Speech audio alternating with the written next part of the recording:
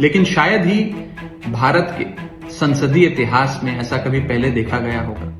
छोटी सी पार्टी के एक छोटे से सांसद को इस प्रकार से प्रताड़ित किया जा रहा है, टारगेट किया जा रहा है। कुछ ही दिनों बाद मेरे सरकारी आवास को कैंसिल करने के लिए मुझे चिट्ठी आ गई।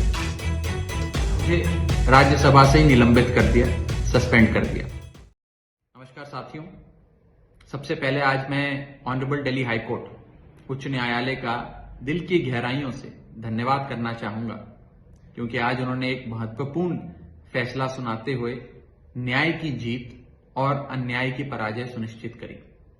जी हां, निचली अदालत द्वारा मेरे सरकारी निवास से संबंधित जो फैसला आया था, आज ऑनरेबल दिल्ली हाई कोर्ट ने उस फैसले को खारिज किया, उसको दरकिनार करते हुए मेरे पक्ष में, न्याय के पक्ष में फैसला सुनाया।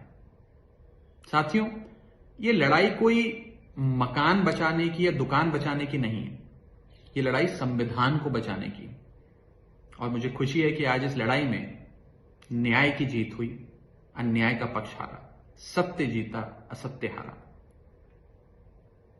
लेकिन शायद ही भारत के संसदीय इतिहास में ऐसा कभी पहले देखा गया होगा कि एक छोटी सी पार्टी के एक छोटे से सांसद को इस प्रकार से प्रताड़ित किया जा रहा है, टारगेट किया जा रहा है। मैंने आज तक 2 बार राज्यसभा में भाषण दिया, स्पीच दी।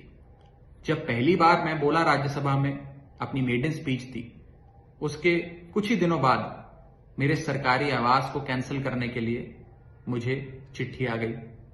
जब दूसरी बार मैंने राज्यसभा में भाषण दिया, उसके बाद तो मुझे राज्यसभा से ही निलंबित कर दिया, सस्पेंड कर दिया। इस प्रकार का राजनीतिक द्वेष और राजनीतिक बदलाखोरी से लिए गए फैसले शायद ही कभी राज्यसभा के इतिहास में कभी देखे गए हों।